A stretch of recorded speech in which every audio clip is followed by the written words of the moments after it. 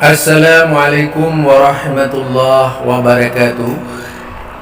Alhamdulillahilladzi arsala rasulahu bil huda wa dinil haq liyudhhirahu 'alad dini kullih wa kafa billahi syahida.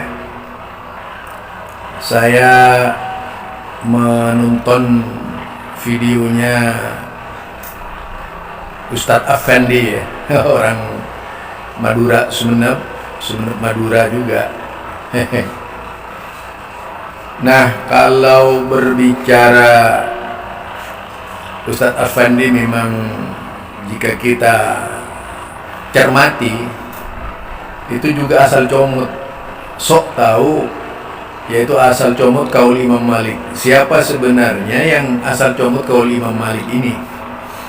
Nah, sementara Afandi itu menuduh dua ulama Wahabi ini dianggap asal comot. Emangnya lebih ngerti dari mereka gitu. Ini cuman saya ingin memastikan saja. Nah, mari kita dengar dulu sebelum saya bahas sesuatunya, biar tidak keliru paham, tidak salah paham, tidak gagal paham, dan akhirnya tidak masuk akal dan menjadi fatwa yang sesat. Itu yang dikhawatirkan nantinya itu. Mari kita dengar dan akan saya bahas siapa dalam hal ini yang asal comot dan sok paham. Yuk kita dengar bersama. Nabi Madinah yang di hari sahabat hidup bukan termasuk urusan agama, maka di hari ini juga bukan termasuk urusan agama. Makanya kalau antum dibantah tentang katakanlah sekarang tentang maulid ini, kenapa antum nggak maulid? Sampaikannya sederhana, sahabat tidak pernah maulid, Abu Bakar Siddiq tidak pernah mengadakan maulid. Kenapa antum tidak tahlilan? Abu Bakar Siddiq tidak pernah melakukan tahlilan. Ya, makanya keras banget ulama ngomong masalah bid'ah, keras banget.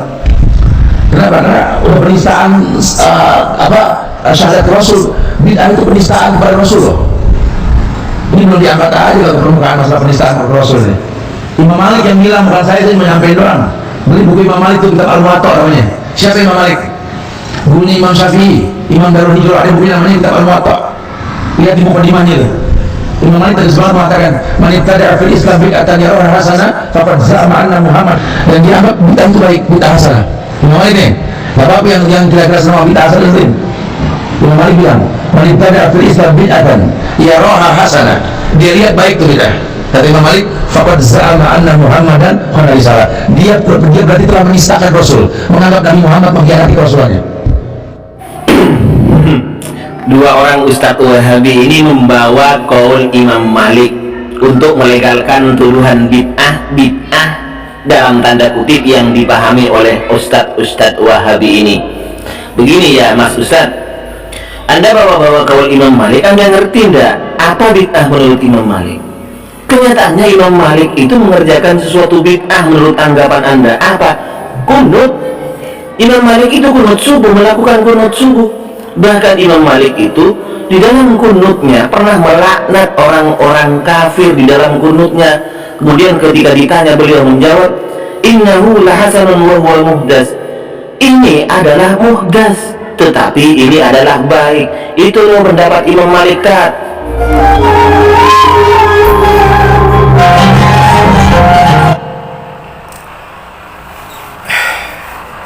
Itu ya, saya hanya mengambil yaitu rangkuman dari perkataan Effendi. Penting ya, rangkuman itu sudah cukup, tidak perlu mendengarkan ceramahnya. Banyak hal yang diangkat oleh Effendi, justru Effendi menganggap bid'ah itu menganggap kunut itu bid'ah.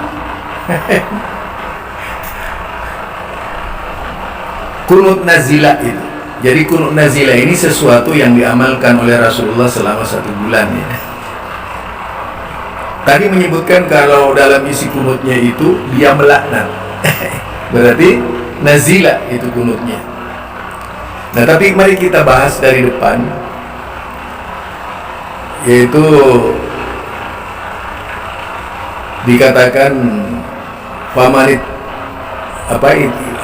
bagaimana itu perkataan Imam Malik tadi itu, famanit tada'a bid'atan faqad yaraha hasanatan khana risalah, seperti itu kira-kira ya. Kalau salah diluruskan, saya kan cuman merekam suaranya ya, mengikuti suaranya. Jadi itu disebutkan oleh Ustadz Salafi tadi, kemudian dibantah oleh yaitu Effendi dengan contoh dari Imam Malik yang katanya melakukan bid'ah. Ya maklum, mungkin tidak membuka sejarah. Apa-apa yang pernah dilakukan oleh Rasulullah tidak bisa disebut bid'ah, walaupun kemudian dilarang. Itu ya, walaupun kemudian dilarang, tidak bisa disebut bid'ah. Misalnya kunut nazila ini pernah diamalkan oleh Rasulullah Sallallahu Alaihi Wasallam selama sebulan, gitu. Kemudian ditinggal. Ditinggal. Jadi apa yang disebutkan oleh Imam Malik ini berkaitan dengan kunut nazila. Karena merasa dihentikan oleh Rasulullah, Imam Malik merasa bersalah. Padahal kalau kita lihat sejarah sahabat tentang kunut nazila ini masih tetap dipakai. Cuman sedikit berubah gitu. Berubahnya dari mendoakan jelaka mendoakan kebaikan. Nah, dan sampai sekarang kunut nazila itu masih tetap diamalkan oleh bagian orang-orang tertentu.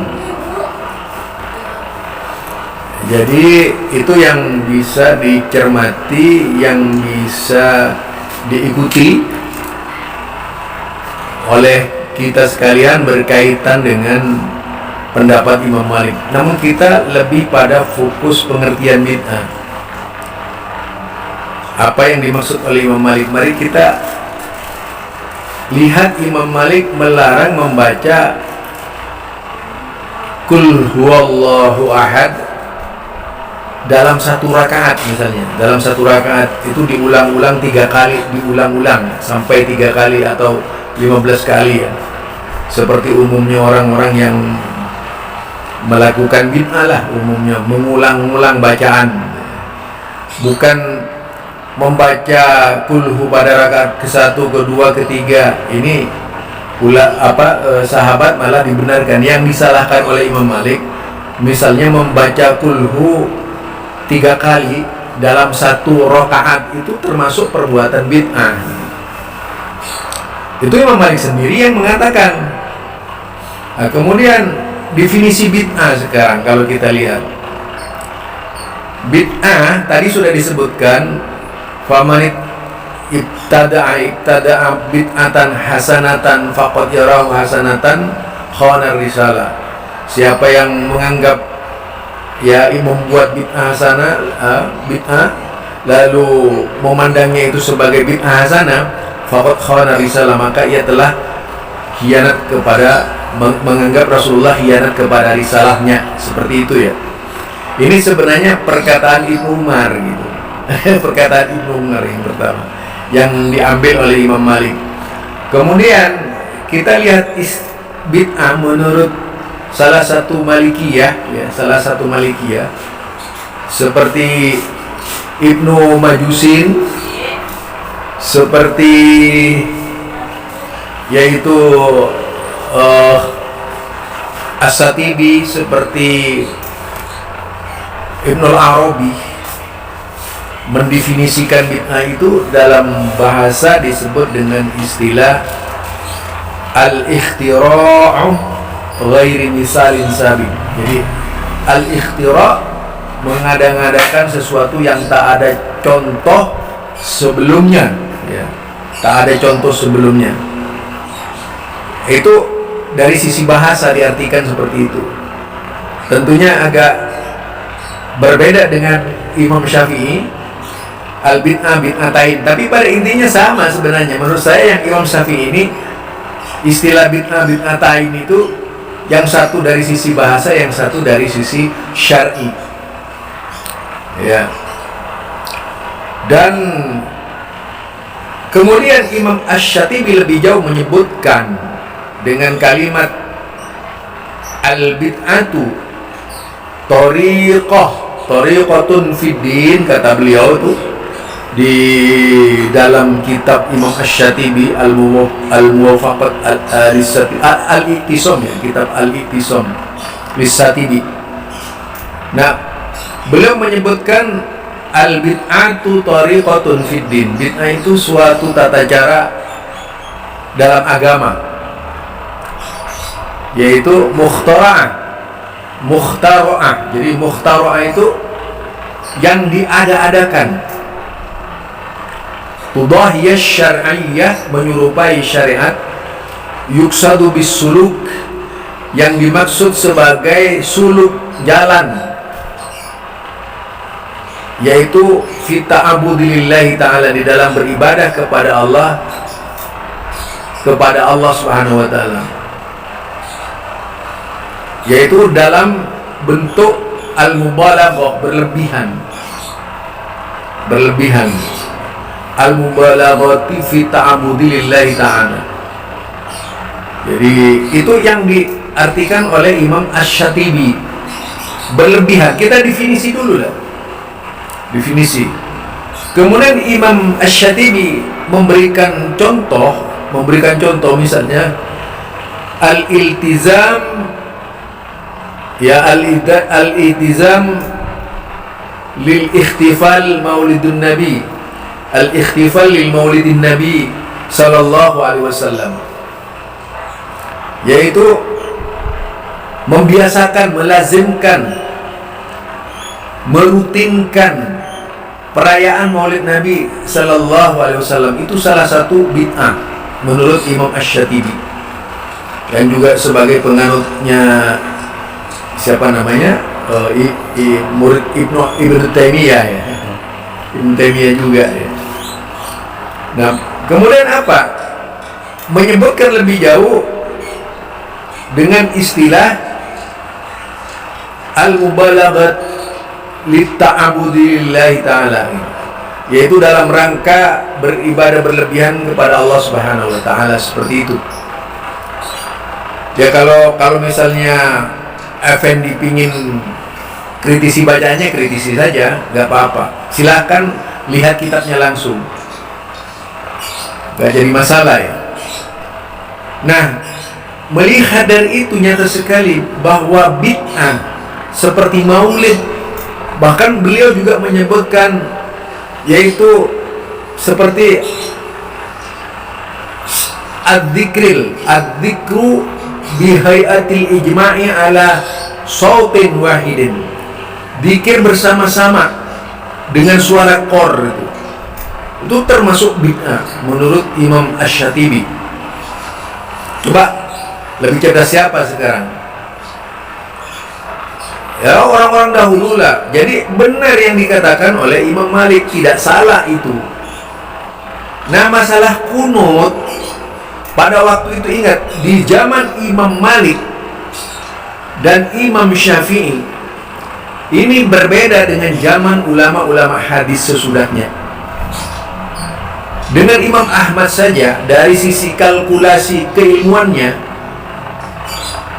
ketiga imam itu dilampaui oleh Imam Ahmad bin Hanbal. Walaupun Imam Ahmad bin Hanbal tidak pernah, yaitu menyombongkan diri, ya, tapi kalau melihat dari hasil penelitian dan keilmuan beliau, pengumpulan beliau, maka keilmuan Imam Ahmad jauh lebih hebat karena menghimpun seluruh hadis-hadis yang dimiliki oleh imam-imam.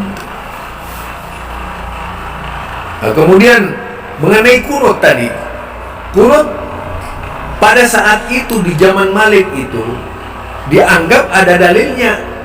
Lah, di zaman Imam Malik dianggap ada dalilnya. Imam Malik itu tidak salah dia, walaupun mengatakan seperti itu, karena memang ada dalil yang disebut dengan kunut nazilah, Jadi bukan bid'ah.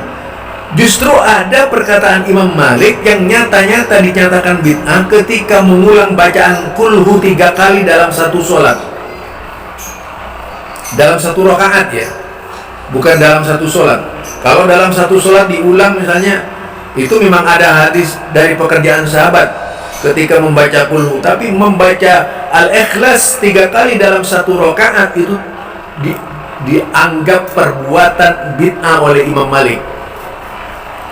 Nah itu mungkin perlu itu dipelajari. Tadi jelas zikir bersama dianggap salah, kemudian doa bersama dianggap salah oleh Imam As-Satibi, Maulid Nabi dianggap salah oleh Imam As-Satibi. Itu contoh-contoh loh. Jadi berdasarkan referensi yang ada itu, nyata yang dimaksud oleh dua ulama Wahabi itu adalah sebuah kebenaran, bukan kesalahan. Yang salah ente Effendi dalam memahamkan kepada umatnya, tergesa-gesa menerangkan sementara bacaannya masih minim. Nah itu dia. Jadi persoalan itu masalah kunut nazilah itu. Jadi masih ada yang membenarkan kunut nazilah, masih ada yang membenarkan, artinya masih ada contoh. Masih ada contoh. Sebagaimana juga Umar bin Khattab ketika menyatakan bid'ah, ni'matul bid'ah itu hadihi, itu terhadap sholat tarawih misalnya. Padahal sholat tarawih itu sudah diamalkan di zaman Rasulullah Sallallahu Alaihi Wasallam. Artinya sudah ada contoh yang diamalkan oleh Rasulullah. Makanya oleh ulama, oleh Ibnu Katsir itu disebut fil lughah, kata Ibnu Katsir di dalam menafsirkan ayat-ayat bid'ah dalam Quran itu. Hampir sama pengertiannya dengan yang diambil oleh Imam As-Satibi tadi. Mungkin ini yang perlu dipahami oleh Effendi gitu ya. Jadi jangan asal memaknai sesuai dengan keinginan ente, itu yang salah. Makin keluar, kuasai dululah kitab Imam Malik, kuasai dululah pendapat-pendapat Imam Malik dengan benar. Baca silsilah dari pendapat Imam Malik munculnya seperti apa. Jangan hanya asal taklid kepada omongannya. Itu dilarang. Mengikuti Imam Malik saja, tidak mengetahui Imam Malik, ilmunya Imam Malik, itu tidak dibenarkan oleh Imam Malik. Sebagaimana Imam Syafi'i juga menyatakan boleh ikut Imam Syafi'i asalkan tahu ilmunya Imam Syafi'i. Nah itu ya. Barangkali ini dari saya, Zulkarnain El-Maduri.